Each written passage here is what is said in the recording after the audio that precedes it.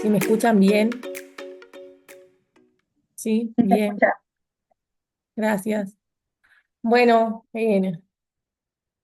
primero que nada, darle las bienvenidas a todos. Hoy tenemos un curso, sí, hoy tenemos un conversatorio en el cual vamos a estar hablando, sí, sobre el 8M, sí. Acá sigue llegando gente, también estamos acá con algunos colegas, ya que tenemos una disertación que es presencial, así también como virtual, sí, para la facilidad de todos y que, más que nos tocó un día lluvioso el día de hoy, todos podamos estar participando del mismo. Eh, el día de hoy vamos a estar hablando, ¿sí?, de lo que es violencia económica, ¿sí?, de los avances en el procedimiento en lo que respecta a la cuota alimentaria y también la incorporación del índice de crianza en la jurisprudencia. Tenemos dos invitadas especiales en el día de la fecha, ¿sí?, que ellas nos van a estar haciendo el honor de brindarnos sus conocimientos y sus experiencias desde los lugares que ellos ocupan, ¿sí? Tenemos a la licenciada Maru Breat, que es directora de la Dirección de Equidad de Género y Diversidad Sexual de la Honorable Cámara de Diputados de la Provincia de Buenos Aires, y a la doctora Erika Pérez, que es columnista jurídica del diario digital femenino, subdirectora del Observatorio de las Sentencias Judiciales con Perspectiva de Género del Colegio de Abogados de La Plata. ¿Sí? Así que bueno, acá tenemos a la licenciada Maru Brad, bienvenida. Y bueno, y ahora te dejo y te doy la palabra a vos para que continúes, ¿sí?, con este conversatorio.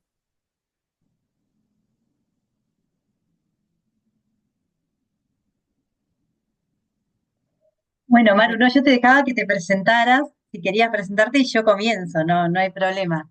Si No hay querés, problema. empiezo. Bueno, Maru, ¿querés decir algo, Maru, presentarte? No, después. A ver si abre el micrófono.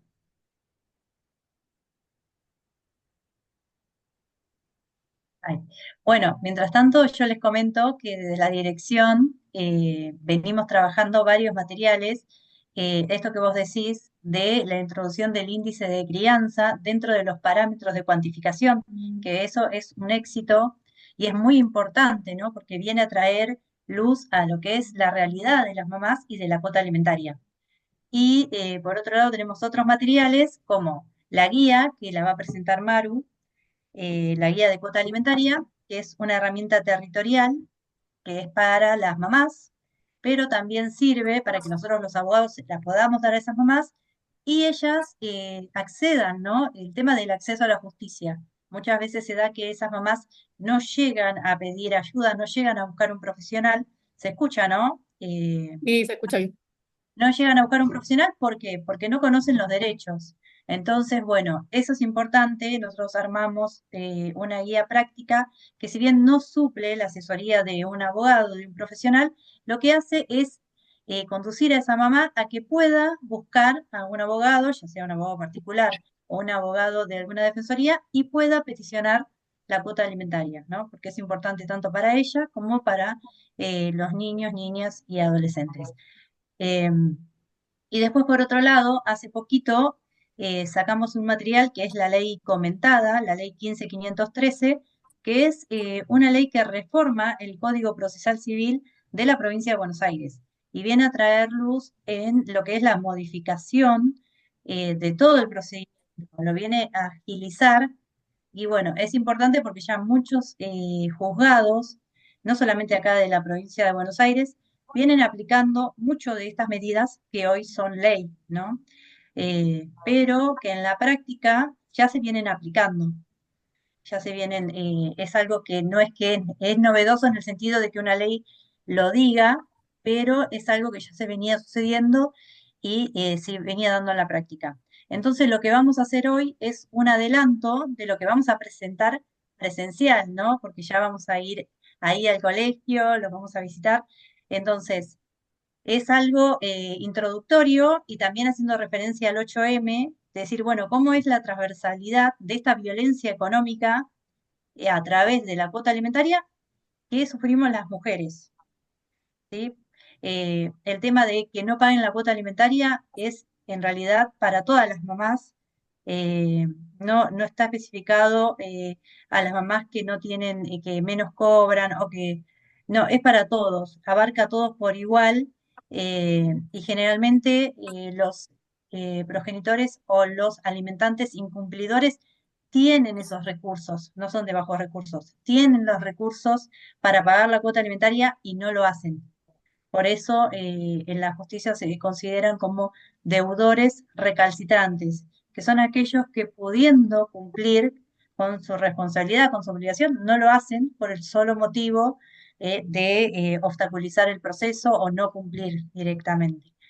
Eh, bueno, yo lo que voy a hacer ahora es compartir unas diapositivas. No sé, Maru, si Sí, querés. ahora sí. Bueno, buenas tardes. Disculpen, tuve un problemita con el audio. Un poco desacostumbrada ya a los Zoom porque volvemos de nuevo. La verdad que muy agradecida por la invitación. Más que nada mencionar lo que decía Erika. Nosotras venimos trabajando profundamente en esta temática y no solamente con Erika, sino con otros profesionales de la abogacía, como Diego Ortiz, Nelly Mijenski, que han participado de estos materiales. Hemos trabajado también con jueces que vienen aplicando el índice de crianza porque entendemos que esto no es solo una cuestión teórica y también tenemos que brindar herramientas para la práctica, ¿no? Y que esto tiene que ver con un trabajo interdisciplinario. Yo soy licenciada en trabajo social y creo que el incumplimiento de la cuota alimentaria atraviesa a varias profesiones y somos una parte del eslabón de la justicia y creo que también es necesario tener una perspectiva de género con respecto al tema. Por eso es importante mencionar que todos estos materiales son trabajados con distintas disciplinas, principalmente con abogados y abogadas, pero es importante mencionar esto y que bueno, es una introducción en el marco del 8M, entendiendo que el incumplimiento de la cuota alimentaria es violencia de género, más específicamente violencia económica, porque esto lo que hace es afectar directamente primero a la infancia, al niño, niña o adolescente, pero directamente a la calidad de vida de la mamá que tiene que suplir esa carga que ese progenitor incumple y que esa mamá tiene que hacer el doble o el triple porque, digamos, hay una falta. Entonces, desde esa perspectiva y con los números también que nosotras manejamos particularmente en la provincia de Buenos Aires, podemos decir que es una cuestión de género porque quienes incumplen en su mayoría con la cuota alimentaria y están en el registro de deudores alimentarios, en un más del 90% son varones, ¿no? Y en muy poca cantidad mujeres. Así que la dejo a Erika para luego pasar a esta parte y agradecerles de nuevo la invitación. Gracias a vos. Bueno, yo lo que voy a hacer ahora es compartir pantalla. Creo que estoy habilitada, ¿no? Sí, Sí, Sí, doctora, está a ver, habilitada. ahí voy a habilita. compartir.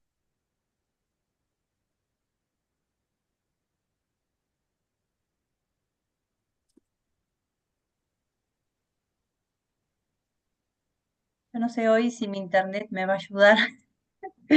Ahí no aparece nada, ¿no? No, no Bueno, aparece nada. a ver.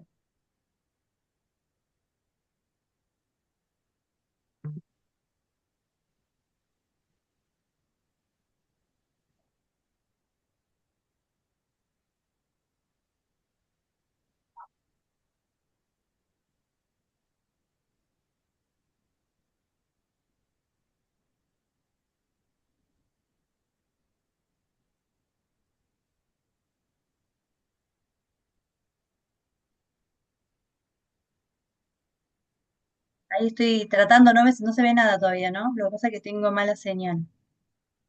Sí, no aparece nada. No.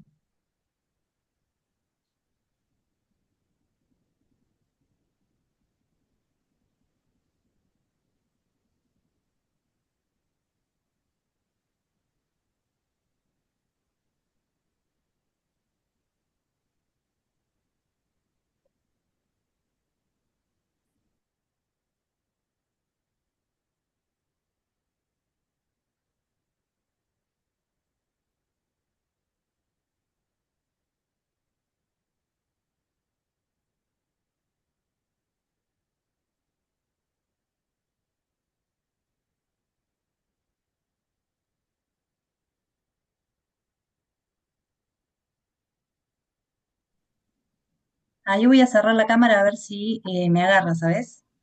Porque está como, tengo poca señal.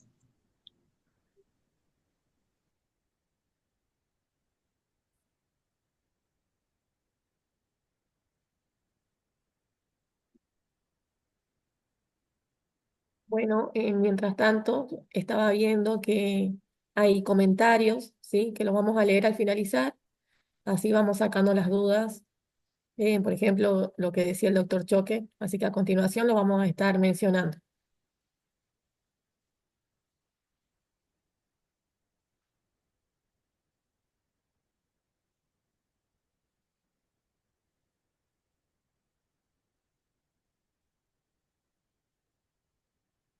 Tenemos habilitado para compartir porque quizás es eso. Sí, está habilitado.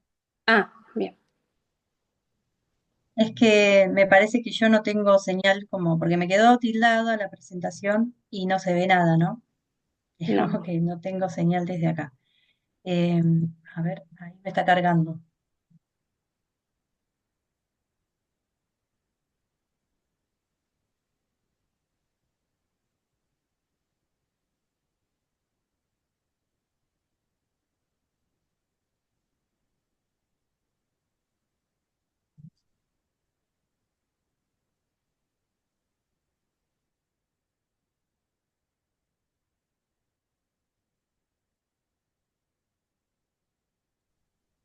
Bueno, si no, lo que puedo es empezar a hablar y pasarlo para que lo puedan pasar, a ver, otros.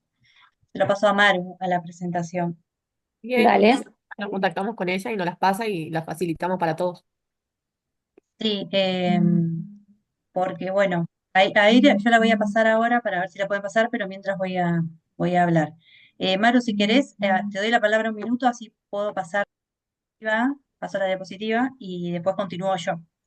Más que nada Bien. por un video. Bueno, perfecto. Tenemos, lo que pasa es que todo viene con material, entonces es muy rico para poder compartirlo, pero ahí lo vamos a solucionar o lo vamos a ir compartiendo.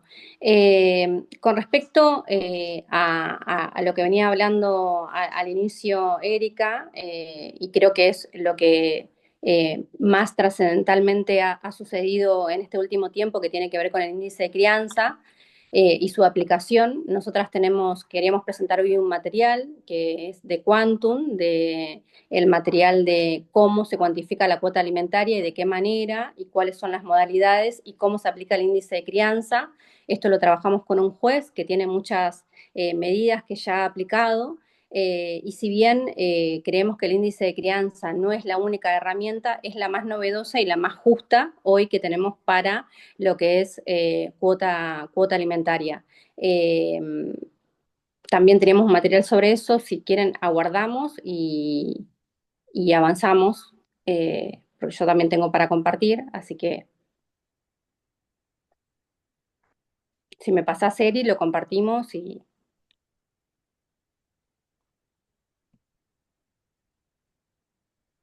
Si no, podríamos ir avanzando con el de usted. Sí, Claro. ahí lo paso. Ah, bien. lo que pasa es que pasaba todo Erika, por eso Ah, bueno, tenía, sí, sí, Puede sí, fallar. sí, sí, sí, sí. sí, puede fallar, por eso, como ustedes del celu, pero ahí lo resolvemos.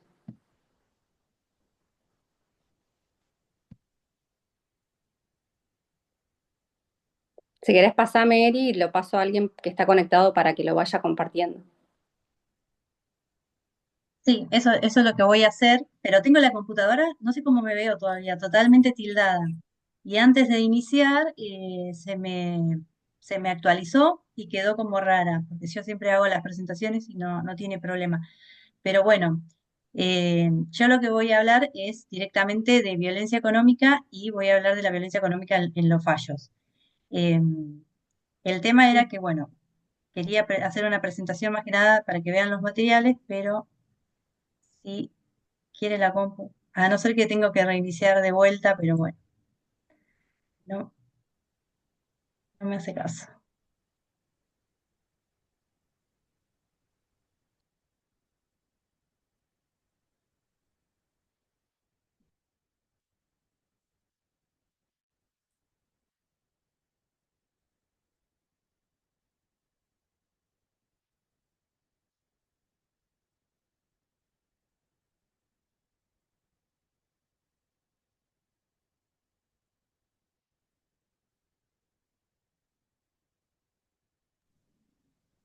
No sé, Maru, yo tendría que desconectarme para poder pasarlo porque no me agarra la internet, la señal, y me vuelvo a conectar enseguida. Así que si querés, capaz que si tienen el video, podemos ir pasando el video, ¿no?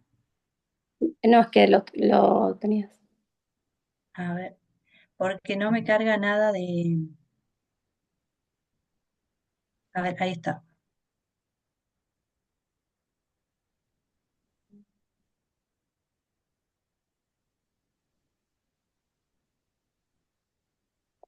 Sino que nos aguarden un minutito, lo solucionamos y retomamos. Sí, ya me está cargando para pasarlo. Ahí lo paso y...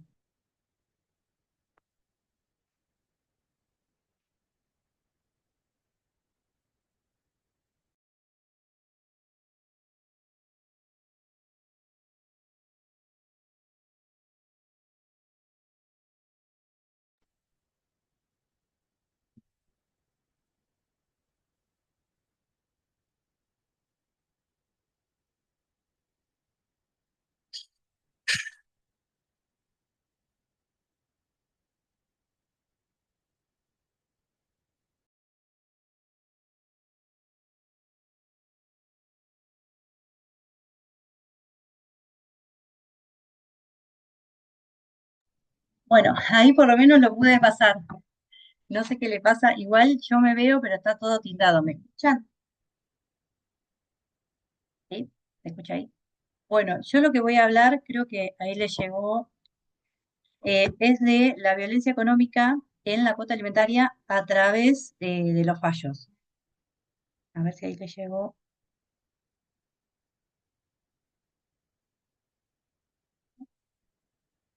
Ahí está.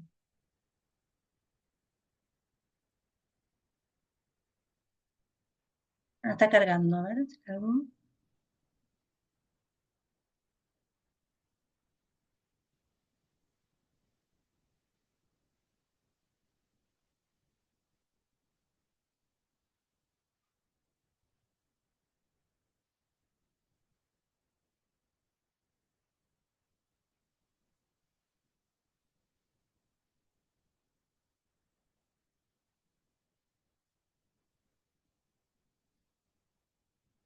Ahí ya se está compartiendo pantalla, ¿no? Yo en mucho no puedo ver.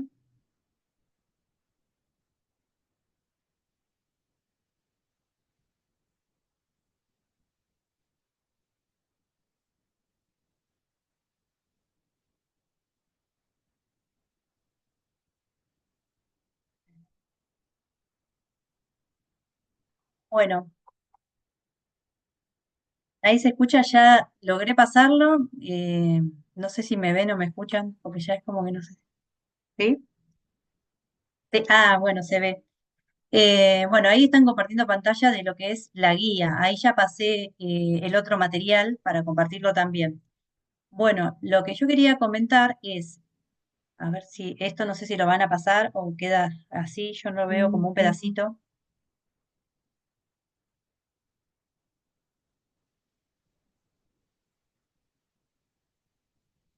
¿Se ve todo? Sí, yo no estoy compartiendo pantalla. Ahí, ahí está. Ahí se fue. Bueno, ¿me escuchan? ¿Sí? ¿Maru? Sí. Bueno. Lo que yo voy a hablar es de la violencia económica a través de los fallos y la importancia de la cuantificación de la violencia económica desde un factor cuando los progenitores no aportan en lo que es cuota alimentaria. ¿Por qué? Porque primero es esto que dice Maru, ahí estoy mirando los mensajes, que la progenitora o el progenitor conviviente tiene que solventar de manera unilateral lo que no suple el otro progenitor. Entonces va a tener un caudal económico mucho mayor que cubrir. En este caso, cuando analizamos, ¿se ve algo? No sé qué se ve. Sí, Está sí. bien así, ¿no? Yo te miro a ver si... Porque a mí me quedó retildada la pantalla. Me quedó con algo que quería compartir, un pedacito, y se quedó tildada. Entonces, primero lo que tenemos que ver es el concepto de violencia económica, que es el detrimento o el menoscabo de los recursos indispensables para vivir la vida con dignidad.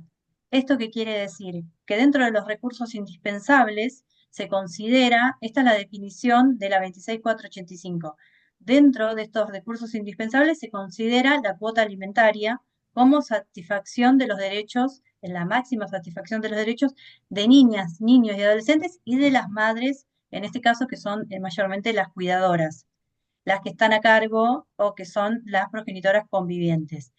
El decreto reglamentario lo que dice es que se considera específicamente se consideran la cuota alimentaria dentro de esto, ¿no? El recurso de que cuando las mamás que padecen violencia o que están sufriendo violencia tienen hijos, es uno de los recursos que debe cubrirse primero. Esto lo dice el decreto reglamentario de la ley 26485. Además de esto, ¿cómo es el tratamiento de la violencia económica dentro de lo que es el procedimiento judicial? Cuando nosotros hablamos de un deudor recalcitrante, que ya la jurisprudencia lo define. Creo que me están escuchando porque no veo ninguna cámara abierta, solamente Maru y Nachi. Sí, sí, Ahí se escucha te bien. veo. Sí. El deudor recalcitrante lo define la jurisprudencia como aquel que pudiendo cumplir, o sea que teniendo los medios para solventar la cuota alimentaria, en este caso porque son los alimentantes, no lo hace. Pero además de no hacerlo, obstaculiza el procedimiento. O sea, su único propósito dentro del procedimiento judicial es no cumplir. Por eso estamos hablando de deudores recalcitrantes. A ver, buenas tardes. Sí se escucha, qué bueno porque no veo nada. Veo ahí los mensajes. Bueno, y además de esto, estamos viendo actualmente jurisprudencia que lo incorpora, como por ejemplo perfecto. Sí, ahí se En ve. Córdoba sí, hay un fallo que consideró que los bienes de una pareja en unión convivencial sean divididos al 50%. ¿Qué había pasado en este caso? Dentro del proyecto de vida habían adquirido bienes, pero la mayoría de los bienes registrables estaban a nombre del conviviente del conviviente varón, en este caso. Y lo que hizo es, más allá de la titularidad de los bienes, eh, primero definir que ya de por sí todos los bienes estén a nombre de una sola de las parejas es violencia económica. Eso es importantísimo. Decir, bueno, en el fallo ya lo que dice es, ya que de por sí, de que los bienes que sean registrables estén todos a nombre del cónyuge, eso es violencia económica. Y a raíz de eso, decir, bueno, en este caso la progenitora, en este caso yo hablo de una pareja conviviente, la cónyuge o la conviviente en este caso, había atravesado por un proceso de violencia. Primero considera que haber pasado por un proceso de violencia es de extrema vulnerabilidad y aplica las reglas de Brasilia. Ahí si querés ya podés cambiar.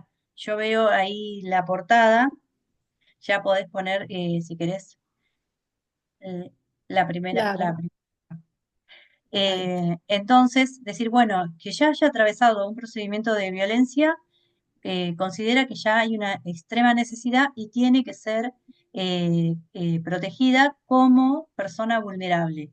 Pero además de eso, decidió que estos bienes que estaban a nombre de una sola persona sean divididos al 50%. Bueno, estos son algunos de los supuestos de violencia económica o patrimonial que pueden darse en situaciones en la realidad o que vemos cuando atravesamos un procedimiento como abogado. No, si querés poner bueno, los supuestos es controlar el dinero, esto que decía recién, poner los nombres a la titularidad de una sola de las personas. eh, Después, bueno, supervisar los gastos, dar dinero a cuentagotas. Por ejemplo, la violencia patrimonial, destruir los bienes con los que la persona trabaja. Nosotros en el estudio tuvimos un caso en donde la cónyuge era artesana y en el momento en que ella se va por una situación de violencia, le destruye todas sus herramientas.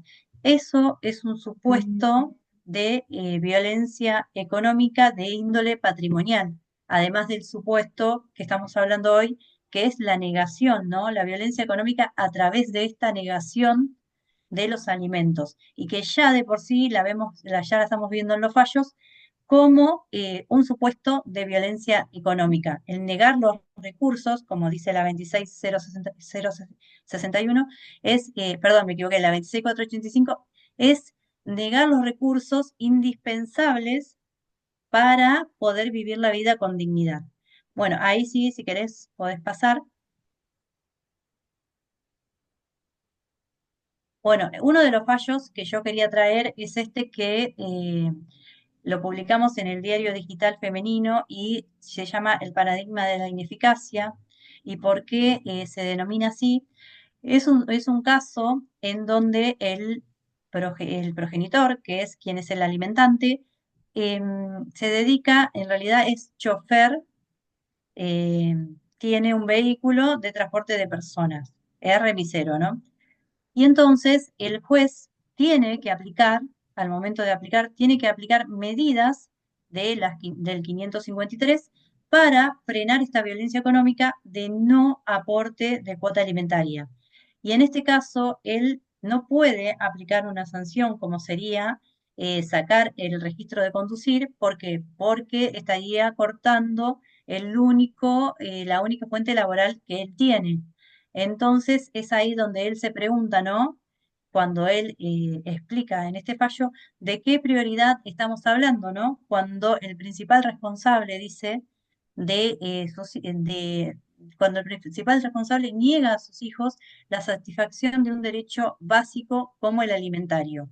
En eso que se refiere a que el progenitor no aporta.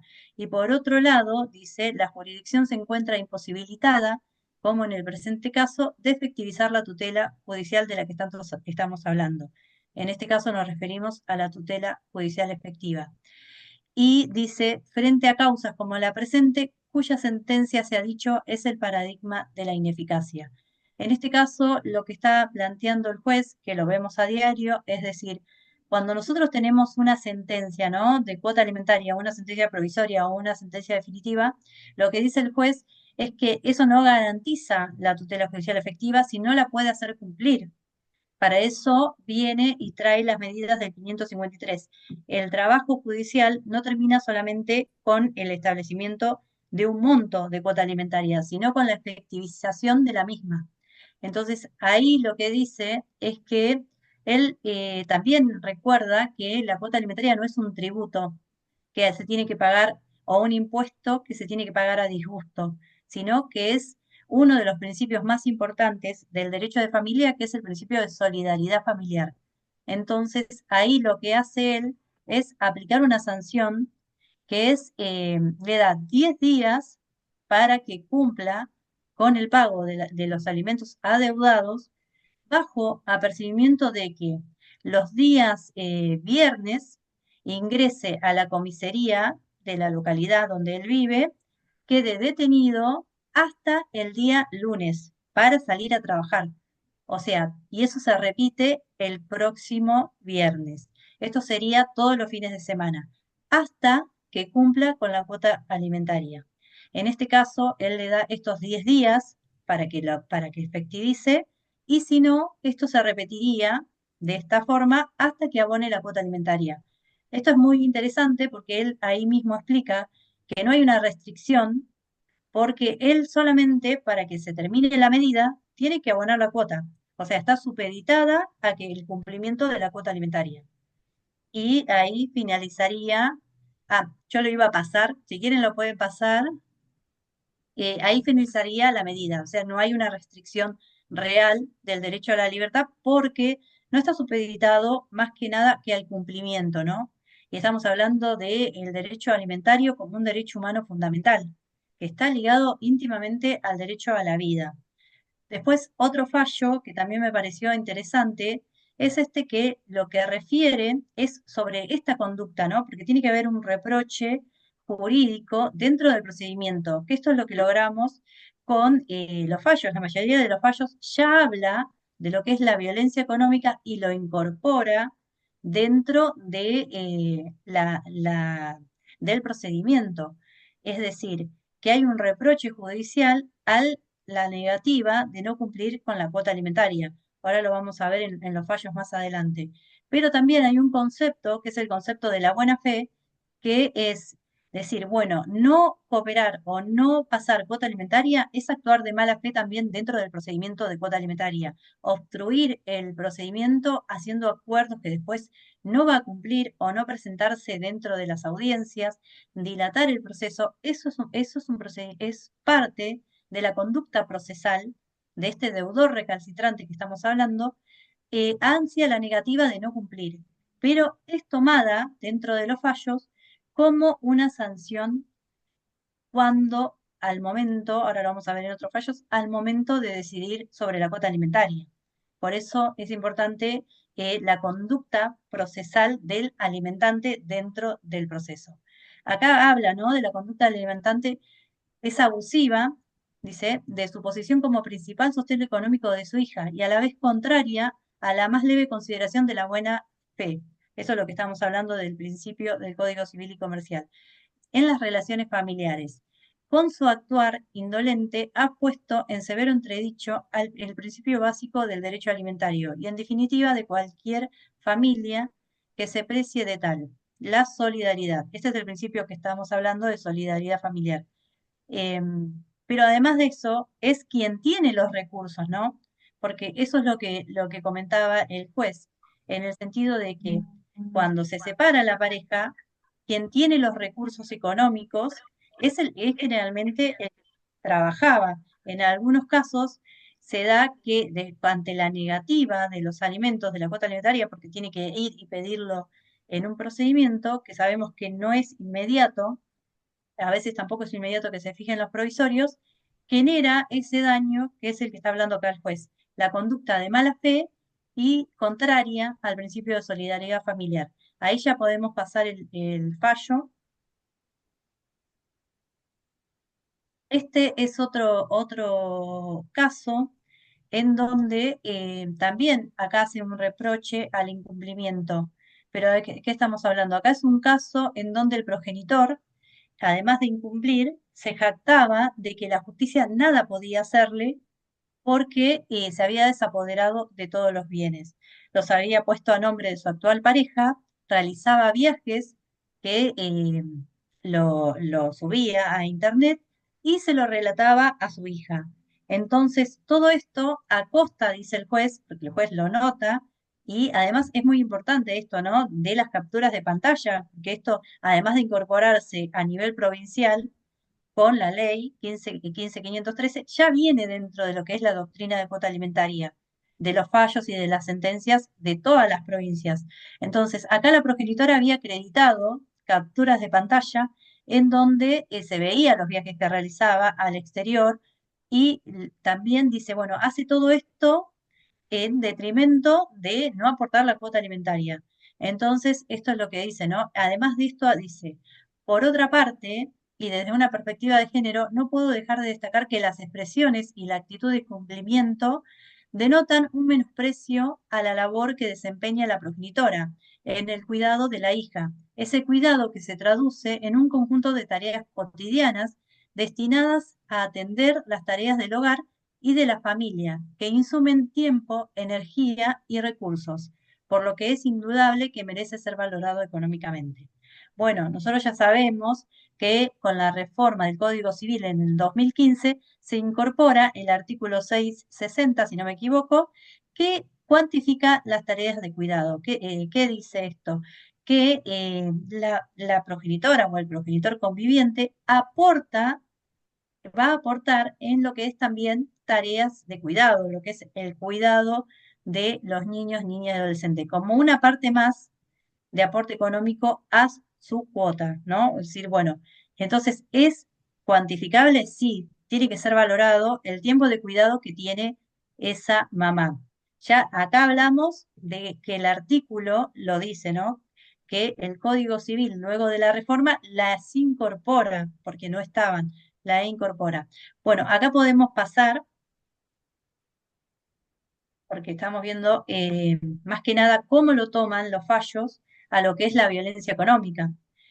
¿Y cuál es el reproche? Estos vimos en estos tres fallos, ¿cuál es el reproche? El reproche es la mala fe, que es contrario al principio de solidaridad familiar, que no se tiene en cuenta o se menosprecia las tareas que realiza esa progenitora de manera unilateral, o que lo hace como un tipo de deudor que es recalcitrante, que tiene, acá está el concepto de la jurisprudencia, como objetivo principal no cumplir. Es decir, durante todo el proceso va a evadir el proceso. Entonces, cuando nosotros vemos la conducta procesal de este incumplimiento, la podemos dividir en tres fases, o yo la divido en tres fases. La etapa extrajudicial, la etapa judicial y la etapa de incumplimiento de la manda judicial, que esto generalmente lo vamos a ver, todos los abogados lo vemos dentro del procedimiento de cuota alimentaria. ¿Cuál es el primer proceso, cuál es la primera etapa? La extrajudicial. Que acá se empieza a dar este incumplimiento cuando la pareja se separa, ya sea unión convivencial o sea eh, en un procedimiento de divorcio, el alimentante entrega dinero, ¿no? Pero lo hace a cuentagotas, o lo hace de manera parcial, o lo hace eh, condicionándolo, esto lo va a hablar después Maru, condicionándolo a algo que tenga que realizar esta progenitora. Entonces, esto condiciona y restringe el patrimonio de esta mamá, que durante el tiempo que está afrontando todo de manera unilateral se va a ir deteriorando. Entonces, ¿qué sucede acá en esta etapa extrajudicial?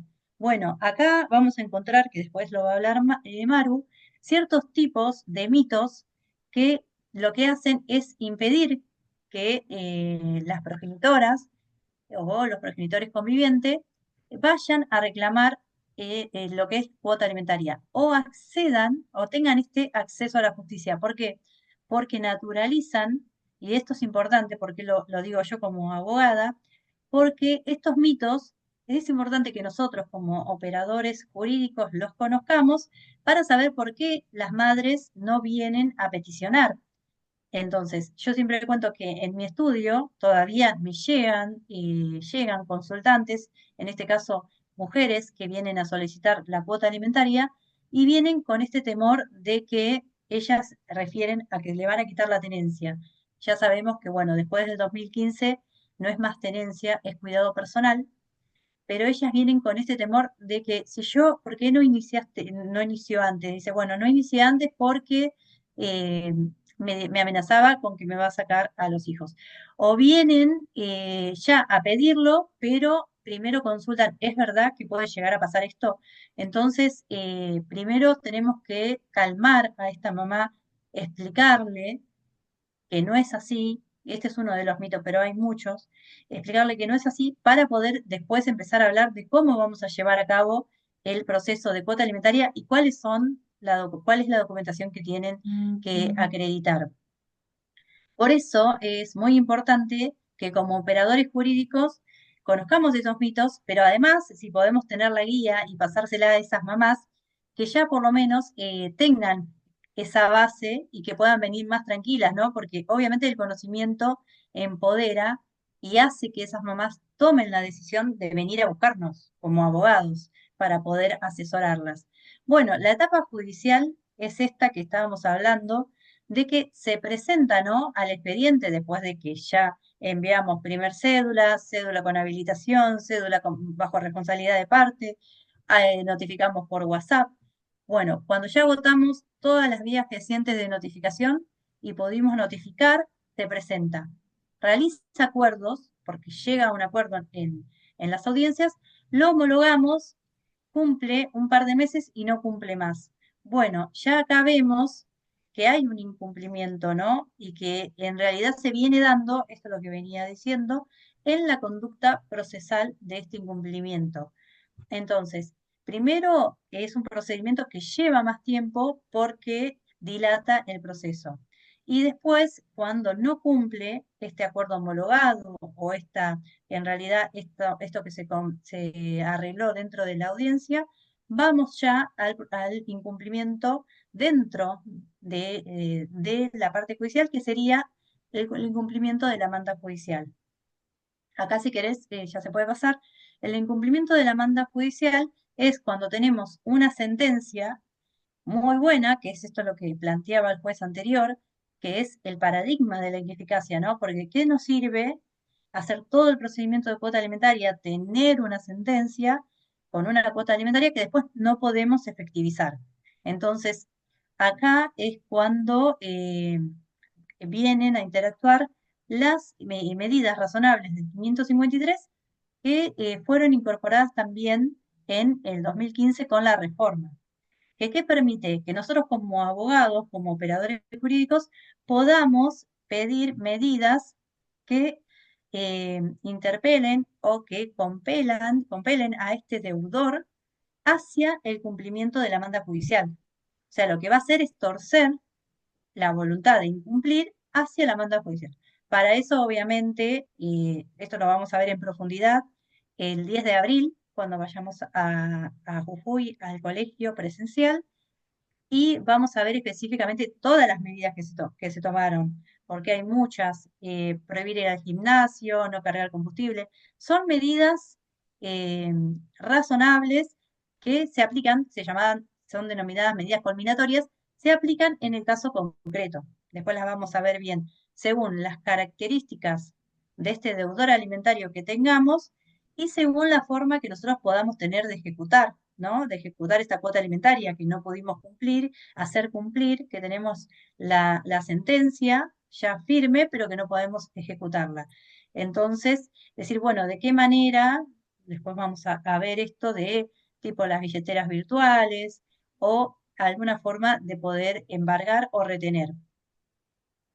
En este caso, este fallo que comentamos para el diario digital, lo comentamos con Diego Ortiz. Este fallo habla de la violencia económica y de los momentos que tiene la violencia económica dentro del procedimiento de cuota alimentaria. Y acá lo que dice el juez es que generalmente lo que estábamos diciendo, lo que se observa que en su mayoría son las progenitoras mujeres quienes van a pedir cuota alimentaria y no a los progenitores o varones no convivientes. Dice, bueno, ese es el fallo que igual yo después les voy a pasar las diapositivas para que las tengan. Y lo importante es eso, ¿no? Que dice que en su mayoría las que acceden a pedir la cuota alimentaria son mujeres. Pero además refuerza diciendo que si él no aplicara una sanción, se podría creer que incumplir la cuota alimentaria es algo que la justicia tolera. Por eso es un fallo muy importante. Entonces dice, tengo que aplicar una sanción para que no vaya ese mensaje a la sociedad, ¿no? De que el incumplimiento de la cuota alimentaria por la parte judicial es tolerada. Así que bueno, es un fallo muy, muy interesante. Después lo pueden ver acá en la diapositiva o en el blog o en el diario judicial. Acá si querés pasar se llama la violencia económica en sus dos momentos. Después lo que vamos a ver, ahí pasa esa, ahí está. Bueno, esta también la podemos pasar, que son las medidas del 553, que recién lo expliqué, que son estas medidas que el juez utiliza para asegurar el cumplimiento. ¿El cumplimiento de qué? De esta manda judicial, de esta orden judicial de cumplir los alimentos que no se efectiviza. Y la clasificación, que después la vamos a dar más detenidamente cuando demos la charla presencial. Esto ya lo podemos pasar. Y acá vemos qué pasa, porque nosotros estamos hablando de las medidas del 553, que las medidas del 553 son hacia ese deudor alimentario que no paga la cuota. Pero también a veces nos pasa dentro del ámbito judicial que es el empleador el que no retiene en algunos casos. Y este caso es muy importante, este fallo, ¿por qué? Porque aplica una sanción de índole preventiva dentro de lo que es el procedimiento de cuota alimentaria. Entonces, acá el juez lo que hace es preguntarse si este empleador no retiene la cuota alimentaria, lo tengo que sancionar, porque obviamente que dice el artículo 551 del Código Civil, es que es solidariamente responsable cuando no cumple también con la demanda judicial de retener la cuota alimentaria y depositarla en la cuenta abierta en autos de la mamá. Entonces, a medida de prevención, porque si él dice yo no tomo acción para que no se vuelva a repetir, lo va a volver a hacer con otra cuota alimentaria, con otra mamá. Entonces lo manda a hacer una capacitación en perspectiva de género al mismo empleador bajo desobediencia, ¿no? O sea que si no cumple, se da aviso a la justicia penal. Se da aviso a la justicia penal por desobediencia. Tiene que informar qué dispositivo va a utilizar y la culminación de ese curso de masculinidad o de violencia económica, como quieran llamarlo, para reconocer esto, ¿no? El curso es para reconocer los patrones socioculturales que hacen esto, ¿no? La desigualdad estructural que hay entre ser hombre y ser mujer. Entonces, para establecer esos parámetros, lo manda a hacer este curso eh, en masculinidad. Acá está la sentencia que dice deberá asistir al dispositivo de abordaje para varones que ejercen violencia. O sea, esto es lo que venimos hablando desde un principio. No cumplir con la cuota alimentaria es violencia económica.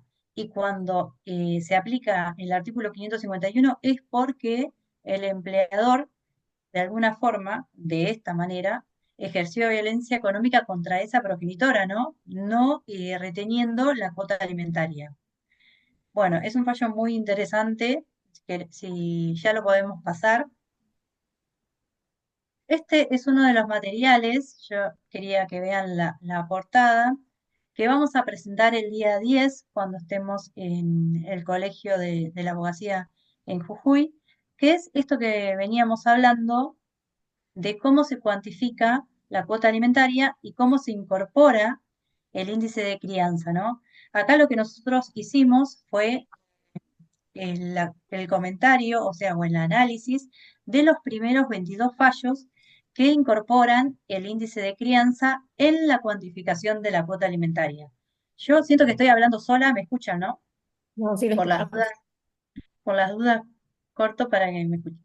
Bueno, este material obviamente lo vamos a presentar y lo que hace es esto, ¿no? Poder decir de qué manera aplicaron el índice en diferentes circunstancias. Ahora podemos pasar esta diapositiva.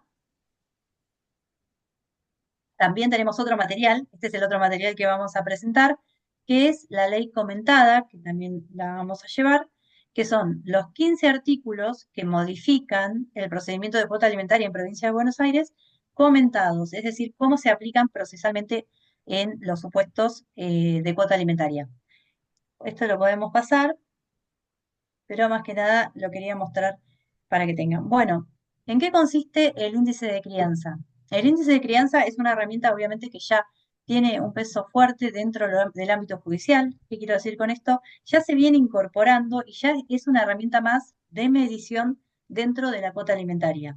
¿Qué incluye? Incluye dos canastas. Por un lado, los costos de bienes y servicios que utiliza el progenitor, en este caso la progenitora conviviente, para estos niños, niñas y adolescentes, y también la otra canasta, los costos de cuidados, ¿sí? Entonces lo que hace es cuantificar estas dos canastas y establecer un monto mínimo, ¿no? Es lo mínimo que se necesita o lo que cuesta criar en Argentina. Este índice se va actualizando por el INDEC y lo que hace referencia es tan importante para el procedimiento de cuota alimentaria porque incorpora, obviamente, estos artículos que yo venía diciendo, el 659, que es qué contienen los alimentos, ¿no? Porque ya sabemos que los alimentos no es solamente lo que comen los niños, ¿no? También es las actividades recreativas, también es el traslado a la escuela, también es la vivienda, o sea, es la salud, es un montón de cosas, no solamente comprar comida con la cuota alimentaria o cubrir lo que es la necesidad de los bienes comestibles, sino también incorpora todo lo que hace a los gastos que tiene una progenitora con el cuidado de niños. Y después, el tema de las tareas de cuidado, también la cuantifica por la canasta de, creo que es empleado doméstico, ¿no? Maru, ¿sí? De personal doméstico, ¿no? Y ahí cuantifica Exacto. por 8 horas se cuantifica con esa canasta lo que es tareas de cuidado. Por eso decimos que esto, como dice Nelly Mijersky, es un mínimo, ¿no? Es un parámetro mínimo para decir menos de esto no se puede fijar. Es lo que establece el índice de crianza. ¿Cuánto cuesta criar en Argentina? Y eso es una primera herramienta que es muy idónea, ¿no? Que es muy completa, yo siempre lo digo, porque tiene en cuenta esto, ¿no? El artículo 659 y el 660. El 659 que contienen los alimentos y el 660 lo que venía diciendo que con el 2015, con la reforma, se incorporan las tareas de cuidado como parte remunerativa, con un valor remunerativa dentro de la cuota alimentaria. Así que es muy importante y está bueno que se aplique. Por ejemplo, hay muchos jueces o juzgados que no lo aplican en el momento de cuantificar para actualizar la cuota, pero que lo aplican como parámetro. Eso está bueno, que pueda decir, bueno, lo aplicamos como un parámetro. ¿Cuál es el parámetro de medición de la cuota alimentaria? Entonces, esto tiene diferentes rangos etarios, tiene de uno a 3, de 3 a 6 y de 6 a 12. Entonces decimos, bueno, tomamos el rango de 6 a 12, que es más de 400.000 pesos, creo que está ahora. Bueno, eso es lo que tiene que aplicar. El índice de crianza se aplica al 100%, eso también es importante, porque también está, a veces se incorpora y lo dividen a la mitad. No sería el procedimiento para aplicarlo. El índice se aplica al 100%. Bueno, acá podemos pasar a la otra diapositiva. Bueno, un poco lo que observamos, vamos a verlo muy por arriba, porque el material de cuantificación además incluye otras cosas, incluye las herramientas de medición, incluye también qué sucede cuando hay una medida protectoria, que por ejemplo da 90 días de prohibición de acercamiento y no hay un régimen de comunicación. Bueno, ¿qué sucede con esos alimentos? ¿Tiene que haber un plus? Eso es todo lo que se habla dentro de lo que es el material de cuantificación. ¿Cómo cuantificar cuando hay cuestiones de violencia, ¿no? Porque esa progenitora se tiene que quedar 90 días cubriendo todo de forma unilateral. Después también las distintas medidas, que son las distintas herramientas como el sueldo mínimo vital y móvil, el índice de crianza, la canasta alimentaria. Entonces, con eso se puede llegar a hacer una medición real. Es decir, bueno, ¿de qué manera nosotros, si no utilizan el índice de crianza, de qué manera podemos utilizar las otras herramientas? Ese análisis de las otras herramientas lo hace el doctor Javier Heredia y lo que es la violencia económica lo hace la doctora Sandra González. Bueno, acá nosotros lo que vimos con el análisis de los primeros 22 fallos es unos parámetros que obviamente llaman la atención, que es que la mayoría de las progenitoras accionan en la última etapa que tiene el índice de crianza, que es de 6 a 12. Recién ahí es cuando van a buscar lo que es un profesional para que las asesores para peticionar la cuota alimentaria. Entonces vemos que hay una franja que es de 1 a 3, bueno, y después de 4 a 5, en donde no accionan, no piden en su mayoría la cuota alimentaria, porque acá vemos la cantidad del análisis de los 22 fallos. Entonces, eh, ahí es donde nosotros decimos, bueno, el material, que después lo va a explicar Maru de la guía, es muy importante para buscar esto, ¿no? Porque cuando ya vienen al estudio, en el ingreso de la etapa escolar, es cuando ya no pueden seguir solventando todo de manera unilateral, cuando ya están sobreendeudadas, sobreestresadas, porque tienen que tomar dos trabajos para poder cubrir todas las necesidades básicas, ¿no? Entonces vemos eso. Si alguien quiere, igual después vamos a abrir a preguntas, ¿no? Si alguien quiere hacer alguna pregunta o algo, puede, yo Sí, creo que también quería agregar algo del índice de crianza, si se puede. sí, sí. Bueno, también teniendo en cuenta lo que decía Erika, nosotras tenemos una ley reciente que agiliza el proceso de cuota alimentaria y en uno de sus artículos indica que debe utilizarse la canasta de crianza, ¿no? Del INDEC o alguna herramienta de medición que desarrolle la provincia de Buenos Aires. Teniendo en cuenta esto, también cuando fuimos a Santa Cruz, nos decían las mamás de ahí, incluso los abogados y demás, es que el costo de vida era mucho más alto que en la provincia de Buenos Aires. Entonces también poder pensar en generar herramientas de la propia provincia que tengan en cuenta las particularidades, que hoy tenemos el índice de crianza, que es a nivel nacional, pero cada provincia podría elaborar su propio índice de crianza y me parece que en ese sentido también es importante aportar eso, porque es un cálculo también teniendo en cuenta no solamente la realidad de esa mamá que debe alimentar y debe cuidar de manera solitaria, sino también la realidad geográfica, dónde vive, cómo es la vida, cuál es el nivel de vida, el costo de vida en la ciudad en la que pertenece. Así que eso para agregarlo, y es también un hito muy importante que en una ley tenga un artículo que indique que se debe utilizar el índice de crianza como parámetro, ¿no? Claro, es exactamente. Y viene lo que viene a traer es una cuota alimentaria más real.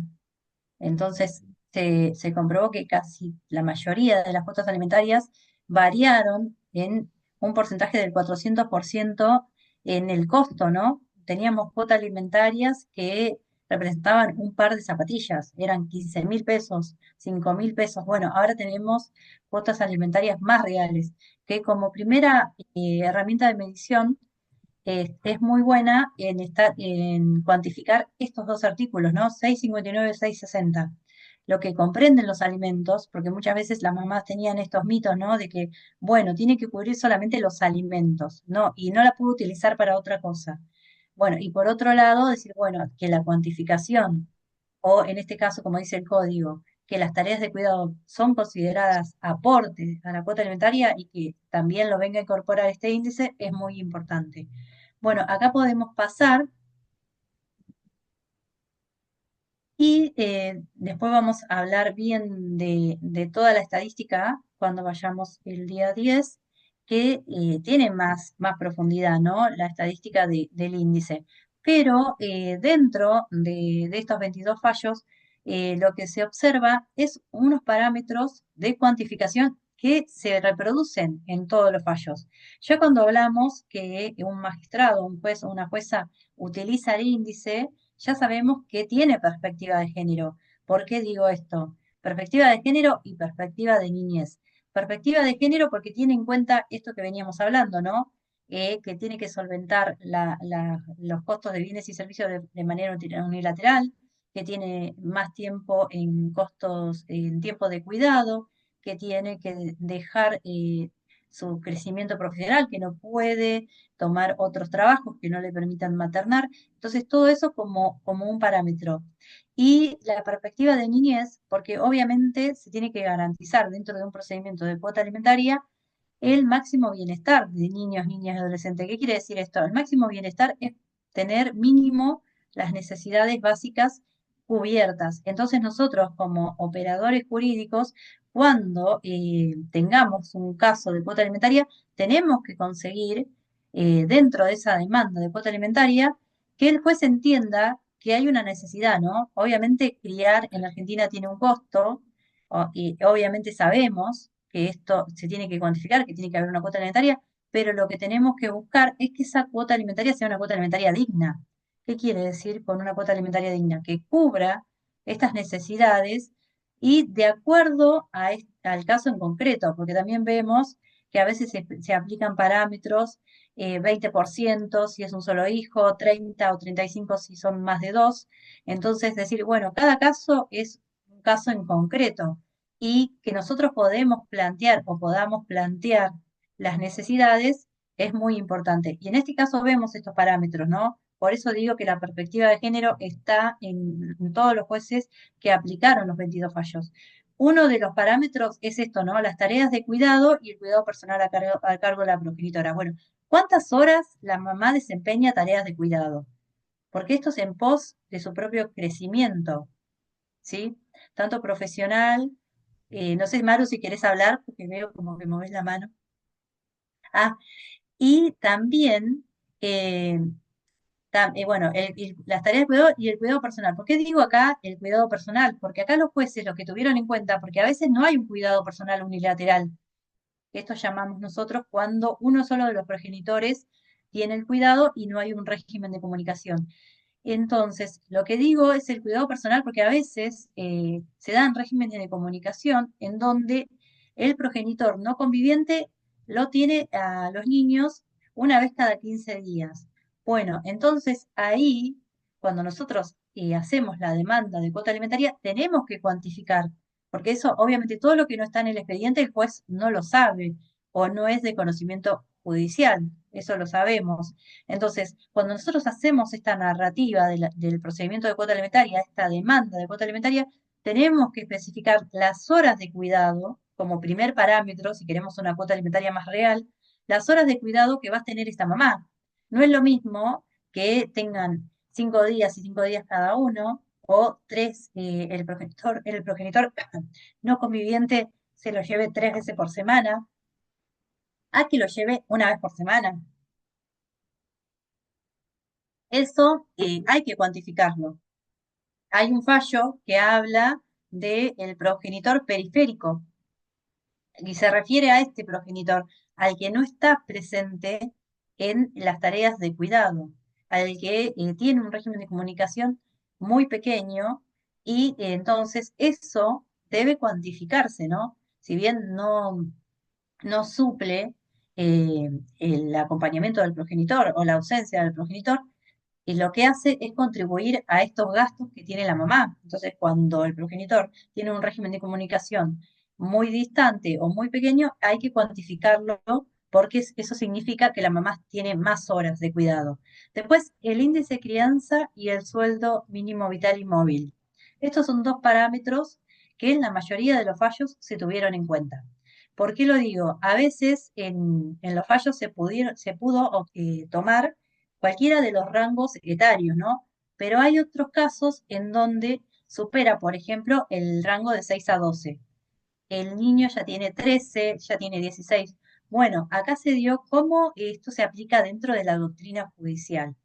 Y los jueces, en su mayoría, lo que hicieron es poder tomar, por ejemplo, más de 12 años, 13, 14, toman una sola de las canastas de cuidado porque se entiende que al ser preadolescente ya no tiene tanta carga de cuidado, eso es lo que entiende el índice, y se toman dos canastas de bienes y servicios.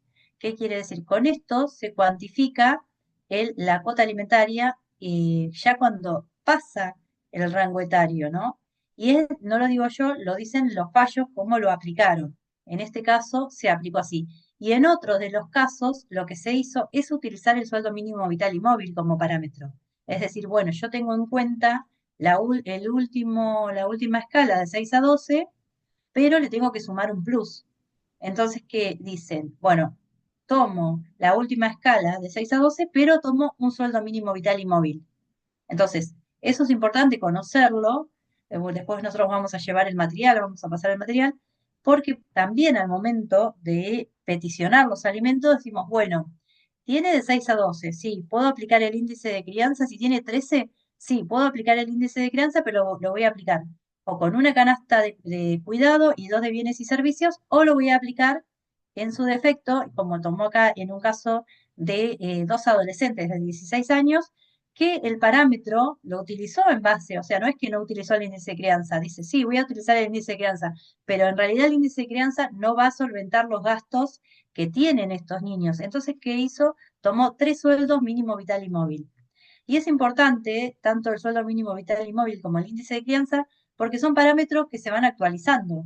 Entonces, nosotros no vamos a tener una cuota alimentaria estática que va a perder valor, sino que a medida que van incrementándose tanto el índice como el sueldo mínimo vital y móvil, van aumentando las cuotas. Y esto va a permitir que no tengamos que hacer en el poco tiempo o al poco tiempo un incidente de aumento de cuota alimentaria. Entonces también es importante prever un mecanismo de actualización de esa cuota, si no lo podemos fijar por el índice o el sueldo mínimo vital y móvil, ponerle el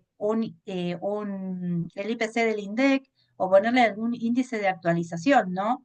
Para que nosotros, también se puede condicionar a que durante, hagamos un convenio de alimentos por un monto y que después al otro año podamos tener una revisión de ese monto, pero no mediante otro procedimiento, porque si no ya es algo que generamos otro costo y que también tenemos que volver a peticionar y tenemos que volver a aprobar, ¿no? Es más engorroso lo que es un incidente de aumento de cuota alimentaria.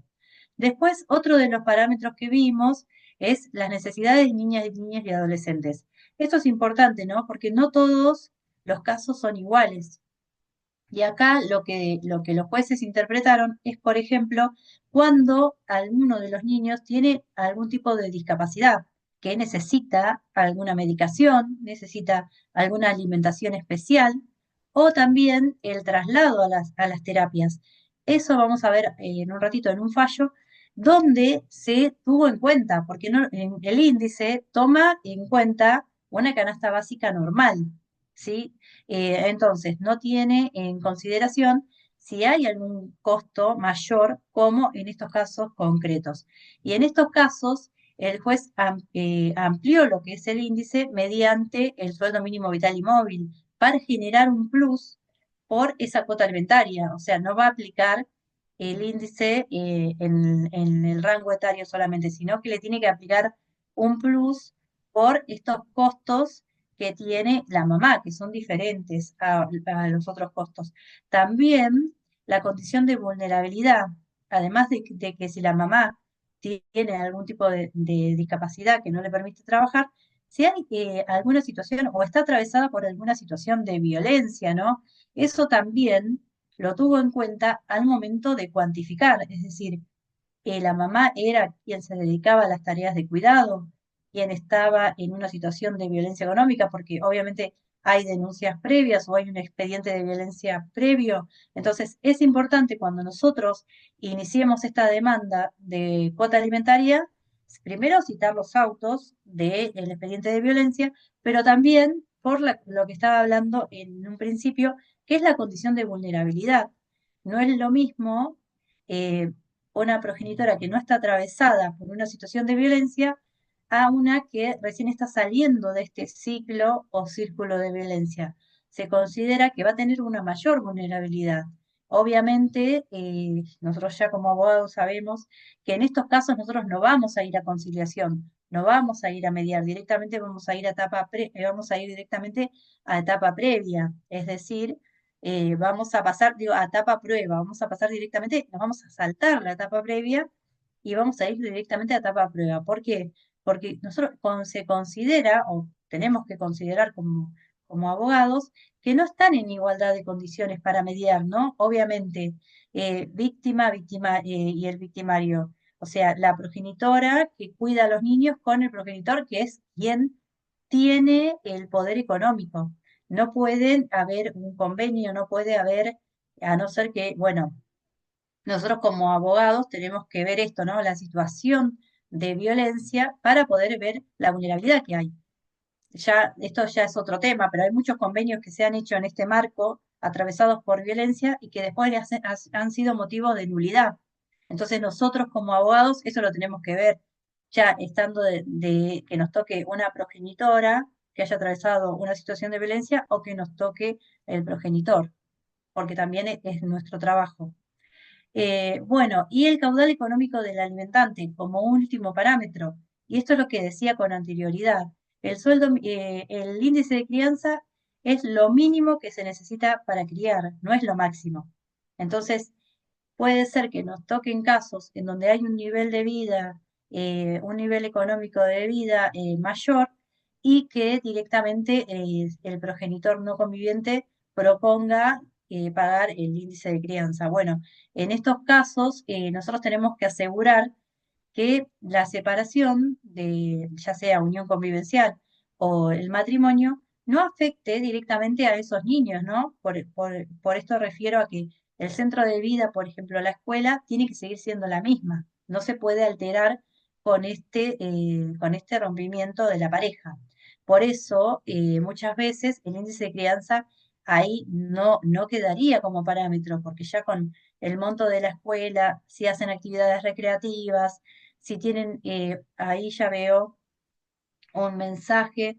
Ahora vamos a dar lugar a las preguntas también para poder contestar. Entonces, ¿cuáles son todos los parámetros? Yo estos parámetros los tengo que enfocar y lo tengo que pensar al momento de redactar la demanda. ¿Para qué? Para que después, cuando el juez lo lea, yo pueda obtener una cuota alimentaria más real. Entonces, esto es lo que yo voy a valorar cuando venga esa mamá, va a decir, bueno, ¿cuáles las tareas, cuáles son las horas que vos pasás con tu hijo? ¿Tuviste que dejar de trabajar? ¿Tuviste que renunciar a un puesto, a un aumento, a un cambio jerárquico, porque no podías cumplir con las horas? Bueno, eso se cuantifica. Voy a utilizar el sueldo mínimo o el índice de crianza, depende de los parámetros que les decía con anterioridad. Si se pasa del rango de los 6 a 12, bueno, tengo que valorarlo con un plus que puede ser con el sueldo mínimo vital y móvil. Los alimentos provisorios como medida cautelar, eso también lo tuvo en cuenta mucho de los fallos. Obviamente la 26485, que es la ley nacional, autoriza a que dentro de un procedimiento de violencia económica, en un procedimiento de violencia, se fijen los alimentos provisorios. Esto es así y después, con tiempo, se va por la vía pertinente, ¿sí? Porque a veces pasa que te fijan la medida protectoria y te mandan por la vía pertinente por los alimentos. No, la vía pertinente es la vía de el expediente de violencia económica. Ahí se tienen que tratar, se puede fijar los alimentos provisorios y se puede fijar también un régimen de comunicación provisorio. Y después sí se va por la vía pertinente. Acá ya podemos pasar,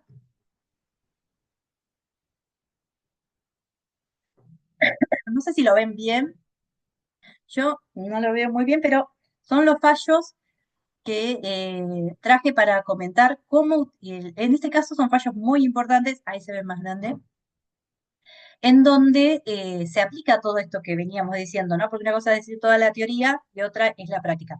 Uno de los primeros fallos dice, los gastos cotidianos que genera la crianza y el cuidado de los hijos no necesitan ser probados. Esto lo dice un juez. Y es un caso en donde se pide alimentos, un caso de cuota alimentaria, en donde el progenitor mantiene un régimen de comunicación con los hijos solamente los fines de semana, alegando que por cuestiones laborales no puede tener un régimen más amplio. Entonces, ¿qué dice el juez en cuanto a la determinación de cuota alimentaria? Dice, corresponde abocarme al monto que habrá de tener la prestación alimentaria que el demandado debe satisfacer a favor de su hijo. Bueno, dice, para ello voy a tener en cuenta el artículo 659. Entonces ahí ya está abriendo un abanico el juez diciendo, yo voy a tener en cuenta todas las necesidades del artículo 659, todo lo que comprende alimentos. Además, dice, entiendo que en el caso de estudio corresponde ponderar muy especialmente los cuidados cotidianos y el tiempo que dedica la progenitora en este supuesto quien siempre ejerció el cuidado personal de su hijo en desmedro de su eventual mayor dedicación a su actividad laboral y a la posibilidad concreta de obtener mejores ingresos, tal y como lo regula el artículo 660. Bueno, este es un fallo muy importante. Acá lo que está diciendo el juez es, primero como parámetro de cuantificación, voy a tener en cuenta el artículo 659. Y después estoy diciendo que esta progenitora no puede tener más horas laborales porque tiene a cargo a su hijo y tampoco puede tener un crecimiento profesional porque tiene que cubrir estas horas de cuidado, conforme el artículo 660, ¿sí? Estábamos hablando recién. Entonces, dice esto que es muy importante, quien asume el cuidado personal del hijo realiza labores que tienen un valor económico, sostén cotidiano, tareas domésticas, apoyo escolar, llevar a los niños al colegio, cocinar, atención en la enfermedad, etc. Es valioso y justo considerar que estas labores son un aporte a la manutención de los hijos a la hora de la fijación de los alimentos, conforme el artículo 660. Entonces, ya que un juez diga que llevar a los chicos a la escuela, llevarlos a la atención médica, tiene que ser valorado. Entonces, este es el preámbulo que él obtiene para decir, bueno, en esto me voy a parar para fijar la cuota alimentaria. Por eso es muy importante que nosotros lo planteemos dentro de la demanda de cuota alimentaria. ¿Cómo vamos con tiempo? Por las dudas, para no excederme. Es como un monólogo, si quieren puede preguntarme. Sí, ¿cómo vamos con tiempo? ¿Bien? Me Estamos, quedan estos fallos. sí, te queda todavía tiempo, nos queda media hora más, ¿sí? No sé, también tiene que Ah, porque le tengo insertar que pasar a Maru. Maru. Bueno, Sí. voy a pasar rápido el tema de los fallos. Bueno, acá lo que vemos también en este fallo, además de que el juez tenga en cuenta las tareas de cuidado, dice, existe el deber de obrar con lealtad, probidad y buena fe, por lo que una conducta pasiva o meramente especulativa en materia probatoria durante el juicio de alimento constituye una violación a esos deberes, que necesariamente tiene que ser valorada por la sentencia del juez. Eso es lo que yo le venía diciendo a ustedes en un principio, es decir, esta conducta procesal de incumplimiento o de negación de alimentos tiene que ser valorada al momento de la fijación de la cuota alimentaria, qué es lo que tiene. Entonces, ¿qué dice? En consecuencia, ante la imposibilidad de demostrar el caudal económico del demandado mediante prueba directa, es decir, el alimentante que estaba en mejor condiciones de probar no lo hizo, y entonces, ¿qué hace el juez? Dice, cabe admitir que el actor deduzca prueba indirecta, consistente en acreditar el nivel de vida o los gastos del demandado, mediante la cual se presumirán los ingresos de éste para determinar el quantum de la cuota alimentaria de los hijos. Esto es muy importante porque es algo que también lo trae la reforma de la 15513, que son las pruebas indiciarias. Es decir, bueno, yo voy a presumir el caudal económico del alimentante y quien debe probar esto es quien está en mejor posición de probar, que es el alimentante. En este caso, como no lo hizo, como no aportó recibo de sueldo, lo que dice el juez es yo voy a utilizar las pruebas indiciarias. ¿Qué quiere decir? Si la progenitora o la persona que pide alimentos me dice que tiene un nivel de vida en donde hace viajes, tiene dos trabajos, tiene una capacidad profesional, es profesional, trabaja de algún tipo de profesión, voy a valorar, de acuerdo a los costos que tiene ese niño en concreto, el monto de la cuota alimentaria. Y acá él fija un 25% del total de la remuneración, de lo que él percibe, que no puede ser inferior al 60% del índice de crianza. O sea, esto es lo que yo decía, si bien utiliza como parámetro el sueldo que percibe el progenitor, lo condiciona también a que no sea menos que el 60% del índice de crianza. Otro de los fallos es este que dice se incluyó en la cuantificación de la cuota alimentaria el índice de crianza, el salario mínimo vital y móvil y el traslado. Eso es lo que le venía diciendo. Hay que valorar acá, en este caso, para la determinación de cuota alimentaria, el juez tuvo en cuenta los traslados que realizaba la mamá. Esto pasó en Rosario, que ya sabemos o podemos presumir que lo que dice la mamá es que hay una situación de inseguridad muy grande. Entonces, para que los hijos vayan a las actividades recreativas, ella utilizaba un remis. Y ese remis el juez lo cuantificó dentro de la cuota alimentaria. O sea, se presentó como un elemento más de ingreso de gasto. Entonces, acá es algo que dice también muy importante sobre el parámetro, dice, el parámetro principal que debe tenerse en consideración al momento de la fijación del cuánto alimentario, más allá de la situación económica que el progenitor manifieste transcurrir, es la satisfacción de las necesidades elementales de los niños, niñas y adolescentes, ya que corresponde garantizar a los mismos la protección de su interés superior.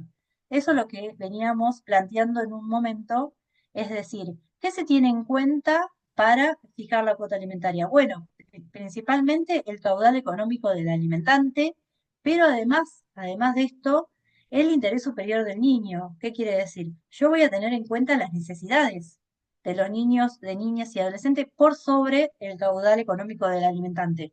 Eso es muy importante. También hay algo que dice que el progenitor es una persona joven, sin enfermedades crónicas, sin impedimentos que le impidan trabajar. Entonces también está valorando cuál es la situación de ese progenitor. Y esto que les decía, la actora explica que debido a la inseguridad en la ciudad necesita tomar precauciones adicionales para el traslado de sus hijos, lo que genera un gasto adicional. Después, otro de los fallos es este que fija cuota alimentaria en base a la cuantificación de la capacidad del alimentante, considerando las capturas de pantalla.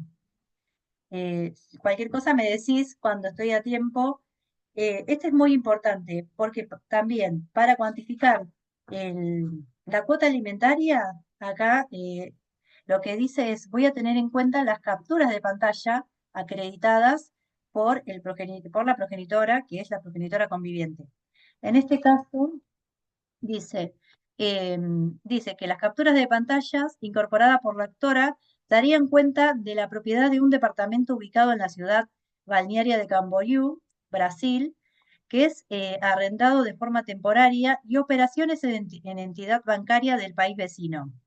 Que bien que fueron impresas, estas capturas de pantallas se imprimieron y se aportaron como parte documental, sin intervención de un legatario alguno, o sea, no están certificadas.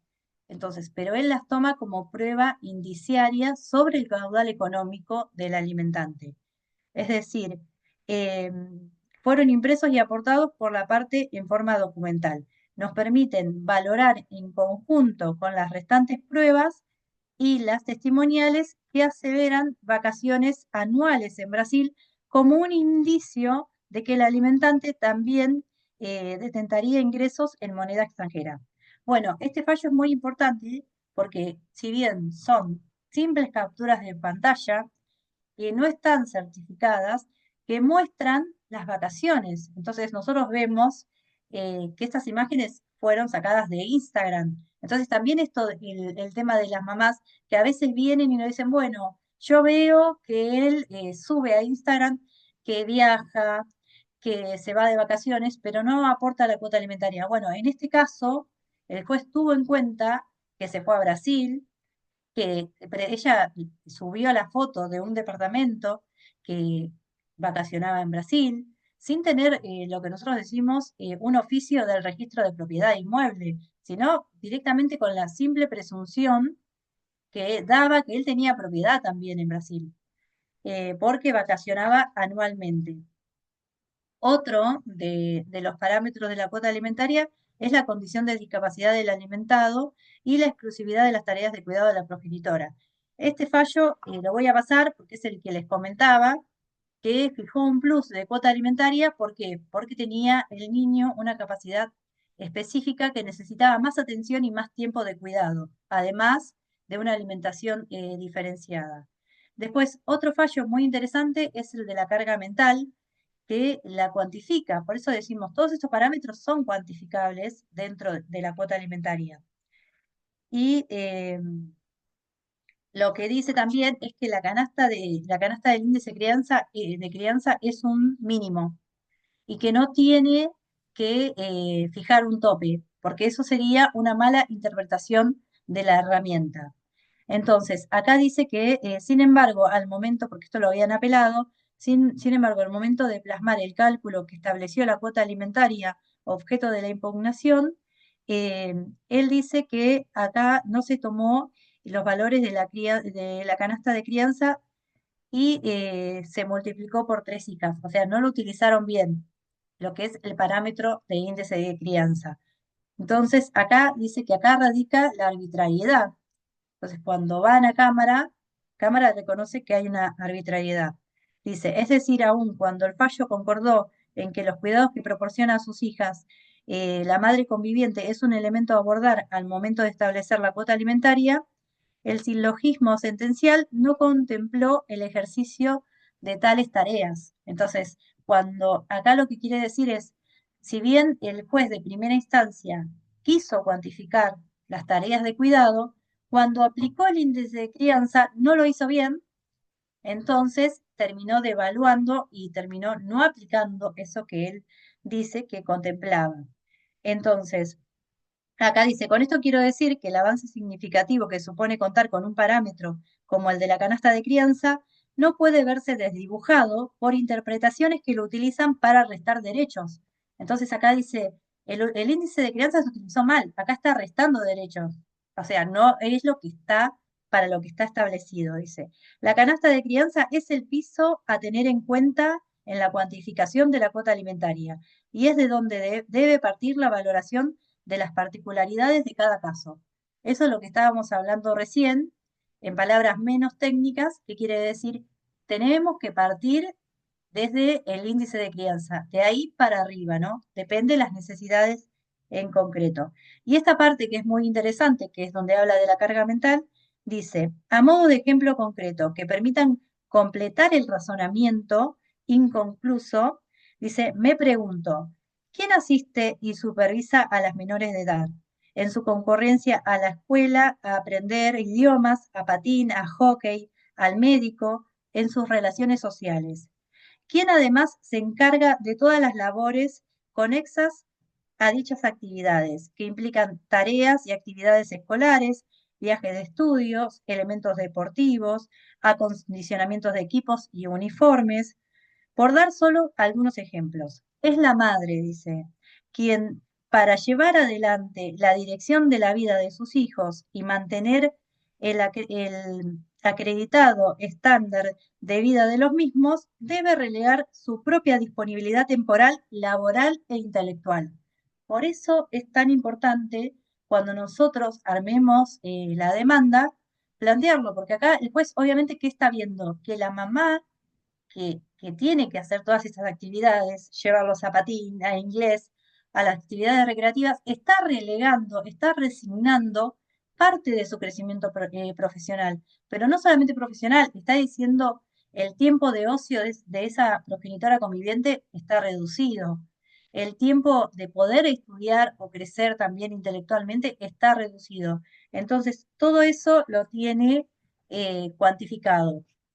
Y después, bueno, voy a darle un tiempo a Maru porque si no ya se nos termina el tiempo. Hay dos fallos más que hablan de criar en solitario como parámetro de cuantificación y criar en forzada soledad también. No sé si se puede pasar, a ver cuál sigue. Y acá ya empezamos con la guía de cuota alimentaria, que ahí va a hablar Maru, que es esta guía, que ahí se ve, es este librito que tiene la ilustración de Ro Ferrer, que es como una herramienta a los primeros conceptos básicos y lo más importante, el lenguaje claro para las mamás. Bueno, yo les agradezco, ahora le voy a dar la palabra a Maru. Fue un poco medio que mi computadora no me acompañó esta vez, así que, pero espero que de manera presencial cuando nos veamos sea distinto y que podamos llevar el material y se pueda explicar en profundidad. Ahí vamos a ver mejor los fallos y vamos a tener el material complementario. Bueno, después espero las preguntas, ya ahora le paso a Maru la palabra. Gracias. Gracias a vos. Bueno, continuamos entonces. No sé si quieren hacer preguntas ahora por las dudas o avanzo y como quieras, como quieran, porque por ahí Avancemos y después dedicamos 10 minutos a las preguntas. Dale, perfecto. Bueno, en principio, como decía Erika, nosotras creemos que la guía de acceso a la información para las madres con perspectiva de género es sumamente importante porque no es una cuestión solamente de acceso a un derecho fundamental, que es el derecho a la información, sino, como decía Erika, también una herramienta que agiliza muchas veces las consultas que llegan a los estudios, ¿no? Quizás si esa mamá puede leer esta guía o puede orientarse con información clara y precisa, va un poco más informada al estudio o va a consultar a un abogado o una abogada y de esta manera también se agiliza el trabajo del acceso a la información y de las consultas. Pero nosotras elaboramos esta guía que la fuimos presentando en distintos lugares y trabajando en distintos lugares que tiene por supuesto, lenguaje claro, lenguaje para las madres, y tiene el objetivo de garantizar el derecho al acceso a la información y a una vida libre de violencias, entendiendo al incumplimiento de la cuota alimentaria como violencia económica.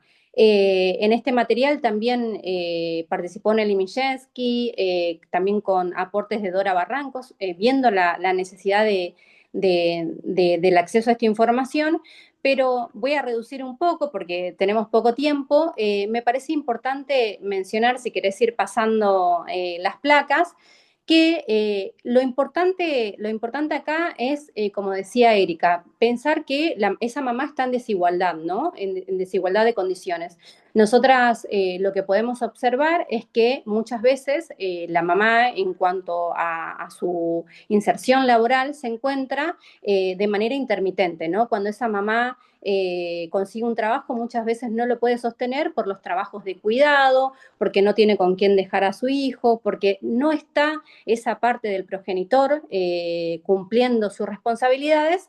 Entonces, entendemos que, por supuesto, es mucho más difícil y hay una desigualdad estructural con respecto a una vida digna, ¿no? Como decimos, y se hace mucho más pesado. Entonces, en esta guía lo que trabajamos es, en principio, las medidas que se pueden solicitar ante el incumplimiento de la cuota alimentaria, después los mitos y estereotipos que existen con respecto a esa maternidad. Si querés, sigamos pasando, así después, cuando estemos presencial, lo mencionamos con detenimiento.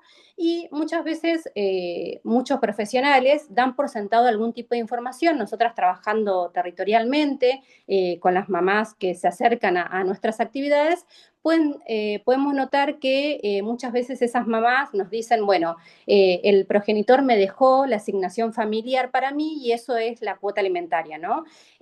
O muchas veces nos indican que la SUAF es cuota alimentaria.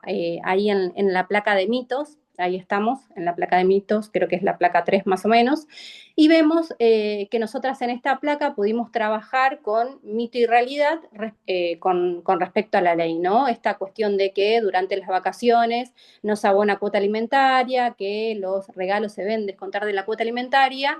Me parece también sumamente importante el acceso a este tipo de información para que la mamá pueda reclamar esa cuota alimentaria. Y después, el objetivo también de esta guía tiene que ver con prepararla a esa mamá para esta ruta crítica, ¿no? Quienes estamos acá sabemos que no es reclamar la cuota alimentaria y a los 15 días voy a tener depositado la cuota. Entonces vemos que es una ruta totalmente crítica para la mamá, pero no por eso no tener las esperanzas de encontrar un profesional que tenga perspectiva de género, que no reproduzca también estos estereotipos, ¿no? De esa mujer vividora, de esa mujer que quiere sacar ventaja, ¿no? Porque muchas veces esa mamá nos comenta a nosotras que se encuentra con profesionales de distintos ámbitos que les indican, por ejemplo, que, bueno, pero ¿para qué querés tanta plata? Ya tenés un trabajo, evitate algún problema y demás. Entonces, me parece que esta ruta crítica prepara a esa mamá para todo lo que se va a encontrar, que tiene que ver, en principio, mencionando por lo social, por la sociedad, ¿no? Que establece a esa mamá que debe poder con todo, que debe poder sola, que no hay una posibilidad de descanso para ella.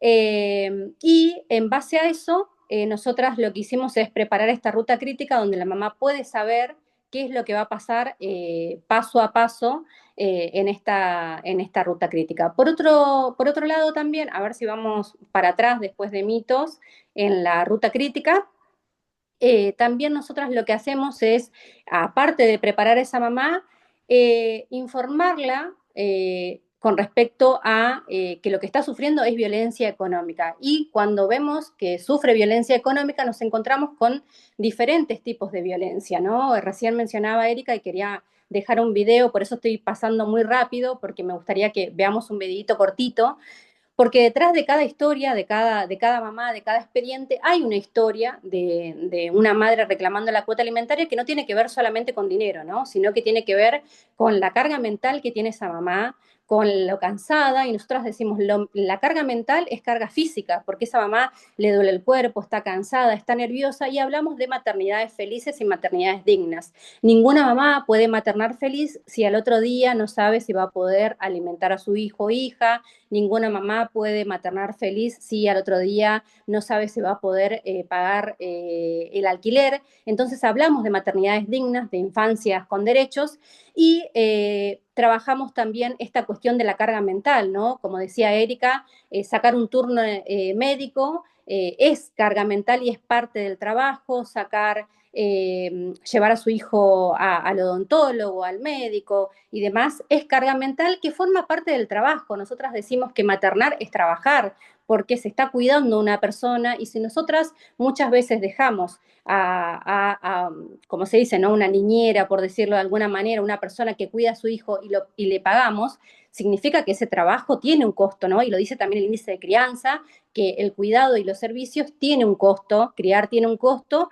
y por eso tenemos un monto incluso con respecto al cuidado. Y por otro lado, pensar que esta carga mental, que esta odisea que tiene esa mamá para llegar a la cuota alimentaria no es un problema del presente.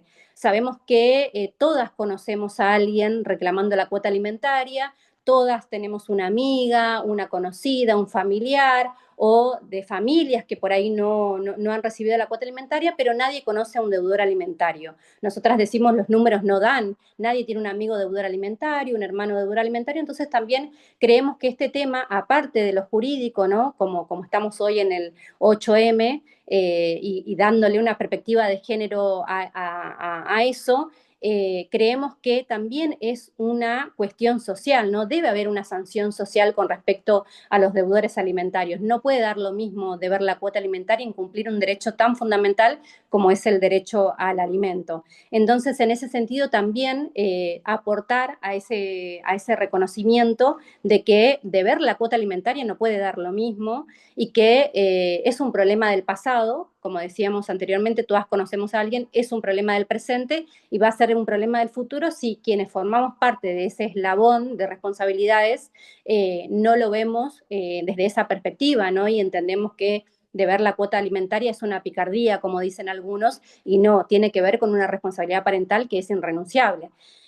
Por otro lado, también tenemos un violentómetro donde podemos observar en el violentómetro de la cuota alimentaria que, para no nombrarlo todo y para poder ver el video, mencionamos algunas partes, y el último eslabón de este violentómetro es donde la mamá se encuentra cubriendo las necesidades de manera unipersonal, ¿no? Pero anterior a eso, la mamá reclama la cuota alimentaria, este progenitor solicita el cuidado personal para amamantarla, coloca bienes y servicios al nombre de otra persona, la mamá tiene que reclamar a un abuelo o una abuela. O sea, se tiene que ver en esa situación, ¿no? Que muchas veces le cuesta, tiene que solicitar medidas, tiene que realizar la denuncia del incumplimiento, y finalmente esa mamá se cansa y se encuentra cubriendo necesidades sola.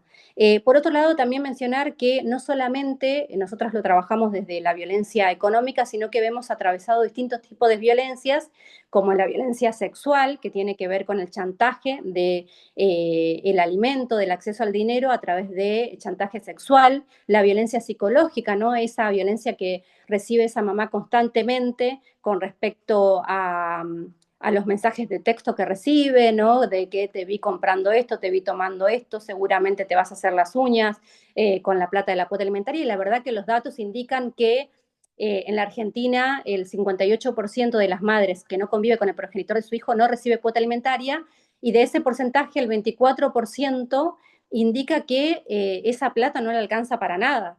Digamos que tampoco la cuota alimentaria es tan significativa como para que esa mamá viva en lujos. Entonces me parece fundamental también marcar eso, y como para tener tiempo con las preguntas, me gustaría después, cuando nos veamos presencial, ver más detenidamente los materiales, poder compartir con ustedes un videíto corto que tiene que ver con las realidades de esas mamás que mencionan lo que significa no recibir la cuota alimentaria y por qué decimos que es violencia de género. Así que si vemos el videíto, ahí lo pueden compartir.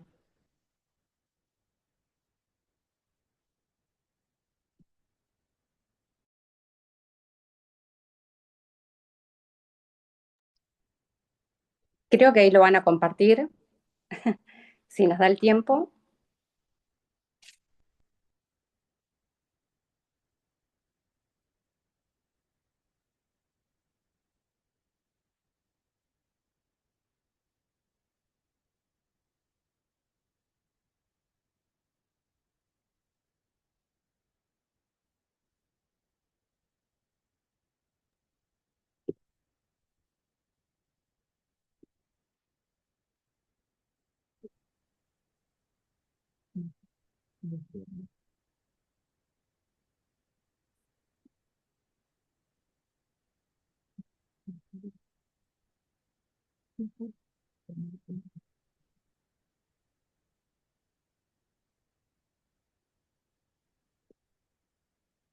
¿Lo estás viendo o no?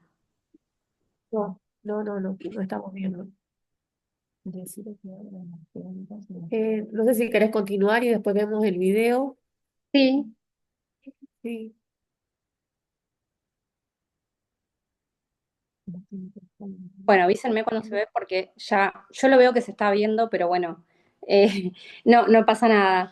Eh, bueno, la realidad es que quizás, bueno, cuando se vea presencial y también se hizo largo, este video lo que marcaba es cómo una mamá pasa por todos los estadios con respecto a la violencia de género, y volviendo a la guía también y mencionando algunos casos.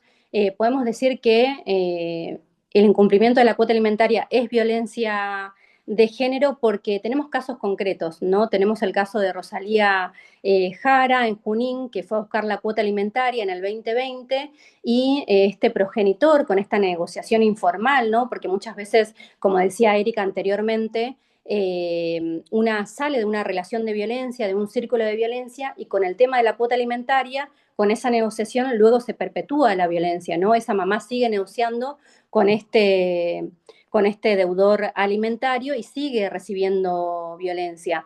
Entonces, en ese sentido, tenemos el caso de Rosalía Jara, que fue a buscar la cuota alimentaria y este progenitor la termina matando, o un caso muy emblemático en Rosario también, donde va a buscar la cuota alimentaria, reclama en ese momento 300 pesos y este progenitor la termina matando, o en la pandemia en Entre Ríos, donde una mamá fue muy conocido, va a buscar la cuota alimentaria a la casa de este progenitor y la recibe este progenitor con aceite caliente en la cara.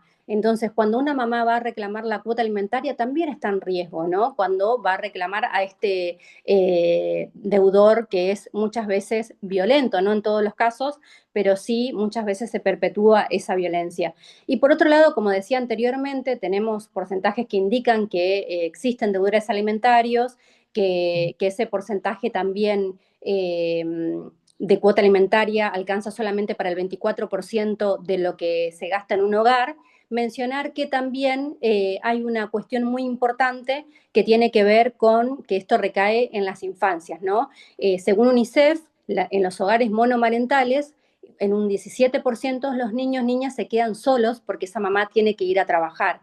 Esto no pasa en hogares, entre comillas, convencionales, ¿no? Donde está un progenitor y una progenitora. Entonces, esas infancias se quedan solas o bien se quedan a cargo de un menor de edad. Entonces, cuando no está el cuidado, cuando no está la cuota alimentaria, también las infancias están en riesgo. Entonces, por eso decir, como decía Nelly Michensky, ahí podemos ver al final de la guía la frase, no sé si podemos poner, como para finalizar, eh, bueno, Nelly Michensky tiene una frase muy, muy linda y que representa un poco a la justicia y lo que nosotras venimos hablando, así dejamos tiempo para las preguntas, es que necesitamos y exigimos a la justicia una justicia con perspectiva de género que deje de pedirle a las mujeres que prueben cosas que están a la vista. Así que me parece que con esa frase podemos abrir a preguntas porque la verdad que nos deja reflexionando y bueno, sé que estamos con el tiempo ya un poco excedidas. Bien. Bueno, muchísimas gracias, Maru. Muchísimas gracias, Erika. Igualmente, no sé si alguien quiere hacer alguna consulta, puede abrir el micrófono. Sí, vamos a dedicar 10 minutos nada más a las consultas por un tema y una cuestión de tiempo y espacio. ¿Sí? Así que si alguien tiene alguna consulta, también sea acá del salón, si alguno tiene alguna consulta, me la puede decir y la transmitimos.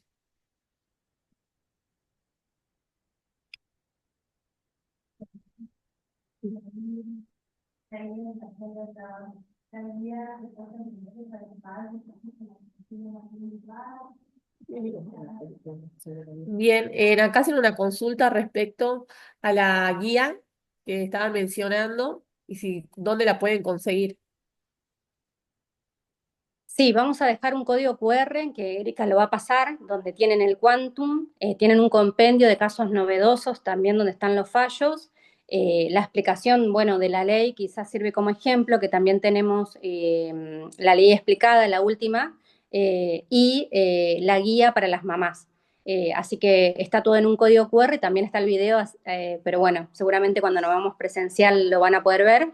Pero Erika les va a hacer llegar para que Anaí también socialice todos los materiales que hoy se estuvieron presentando de manera más extendida, ¿no?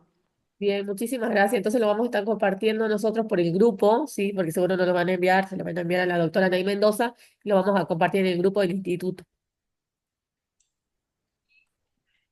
Si no hay más preguntas, bueno, no sé si quieres hacer una. Sí, perfecto. Vamos a hablar un poquito de lo que se viene, ¿sí? Porque vamos a seguir con estas disertantes. Buenas tardes, noches a todos y todas las que nos encontramos acá. Les queríamos hacer la invitación de manera presencial. Van a estar viniendo a la provincia Maru, Erika y el doctor Diego Ortiz, que lo vi en la sala, Sí, está. para hacer una jornada sobre violencia económica. Les cuento a las disertantes que es muy dificultoso todavía y muy novedoso tratarla en la provincia. Así que es de mucha utilidad todo lo que ustedes nos están aportando en la jornada de hoy. Quizás hoy quisimos darle una connotación mucho más reflexiva por ser el motivo del 8M. Sabemos que en la provincia hay mucha escasez para tratar esta temática y sin perder el miedo y creyendo que tenemos que redoblar nuestras apuestas respecto del compromiso contra la violencia, quisimos traer este tema hoy por esta jornada más que nada reflexiva y poniéndole nombre a lo que muchas veces desconocemos, ¿no? Y nosotros como abogados en el tema del tratamiento y en el proceso de alimentos, muchas veces se agudiza, creo que todos acá hemos compartido en algún momento, transitar esta ruta acompañando y conteniendo tantas mamás y, y creo que algo que a mí me encanta de lo que es la violencia económica es comenzar a trabajar con esto de la jurisprudencia, ¿no? De los fallos, como lo hace Erika, y trayendo tan cercanamente a nosotros las fuentes del derecho, ¿no? Creo que nunca fueron tan utilizadas como, como es el tratamiento de la violencia económica. Mucho aprendimos también de lo que nos dejó Diego en su momento cuando estuvo de visita en la provincia, pero seguramente va a ser muy enriquecedora para todos esta jornada que estamos organizando desde el instituto, que se va a llevar a cabo acá el 10 de abril.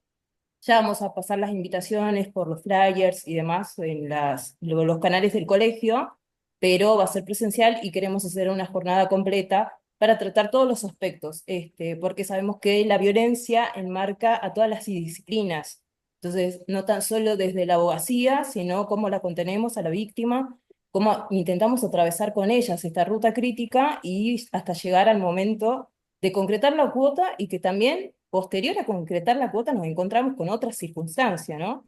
El hecho de los ajustes, tener que estar reclamando los aguinaldos, llegan los 10 acá en la provincia y sabemos que no están depositadas las cuotas, entonces creo que va a ser de mucho interés y espero que puedan participar todos. Maru, creo que no se va a pasar el video hoy, pero sí lo llevamos para cuando vengan el 10, así que no sé si quiere decir algo Diego, si lo vi ahí, y no sé si ustedes quieren agregar algo más, y muchísimas gracias, estamos muy honrados con la visita que tenemos en este momento por Zoom, pero bueno, ya se va a hacer en la provincia. Creo que Natalia estaba levantando la mano ahí. Si quieren hacer Y alguna pregunta. muchas gracias. Bueno, agradecerles por la charla, que realmente fue seguramente muy provechosa para todos los que tratamos de implementar o invocar esta jurisprudencia. Justo una de ustedes, no recuerdo cuál, estaba leyendo una que invoqué hace muy poco en un aumento de cuota. Sin embargo, quería por lo menos decirlo, que estaría bueno que el Colegio de Abogados al traerlas aquí y que puedan hacer una charla en este nivel, en este sentido, con estas ideas nuevas y que me parecen muy importantes, que lo hagan.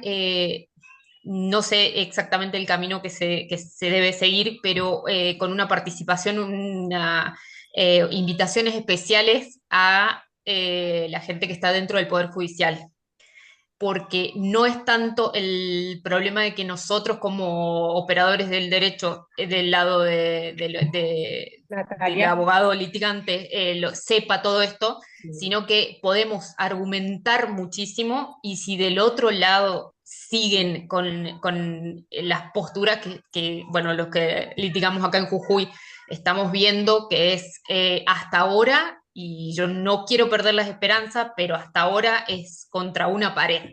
Bien, Natalia. Entonces, sería muy interesante, yo sugiero que ya que lo están organizando y ahora que escucho tan claramente los fundamentos expuestos por las disertantes, que se convoque de una manera especial a ver si tenemos gente del otro lado que nos pueda escuchar, que las pueda escuchar, perdón. Bien, Natalia, como abogada litigante, especialmente litigante, netamente litigante, te digo que la Sí, intención del instituto es llegar también de alguna u otra forma a la seguro. autoridad del Poder Judicial. Y aparte, sí, es que nosotros como litigantes también empecemos a solicitarlo, ¿sí? Porque muchos de nosotros seguimos con la vieja escuela de pedir el 20% del salario mínimo vital y móvil por un hijo y no basarnos en el índice de crianza y demás, ¿sí? Entonces nosotros tenemos que buscarlo también desde otra perspectiva y nosotros también, esa es nuestra intención como instituto, ¿sí? Sí, A invitarlos para que nosotros nos capaciten y sí, dentro de esa capacitación nosotras tengamos las herramientas para plasmarlo en nuestros escritos. bien, Y así que el Poder Judicial, los secretarios y los jueces vayan viendo, ¿sí? Que nosotros ya tenemos otros conocimientos, otras herramientas en la cual nos basamos en jurisprudencias, como decía la doctora Nay Mendoza, con otras fuentes y demás. ¿Para qué? Para que nos den respuestas, sí, ¿sí? Siempre con una base contundente. Así que gracias, bien, Natalia, por tu aporte. dale. Gracias, igual.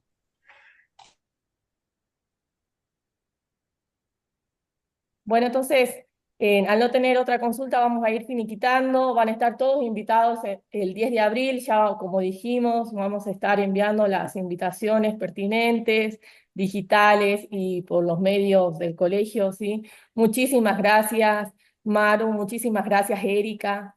La verdad que una charla enriquecedora, una charla netamente jurídica, para que nosotros también aprendamos, sí, como le digo, aprendamos a usar esas herramientas en nuestros escritos, a nuestras demandas, que son de mucha utilidad. Así que bueno, vamos finalizando y muchísimas gracias a todos por la participación. Muchas gracias por la invitación y nos vemos pronto. Nos vemos pronto, Erika. Maru. Ahora sí. Bueno, vamos cerrando. Bueno, vamos cerrando, gracias. Gracias.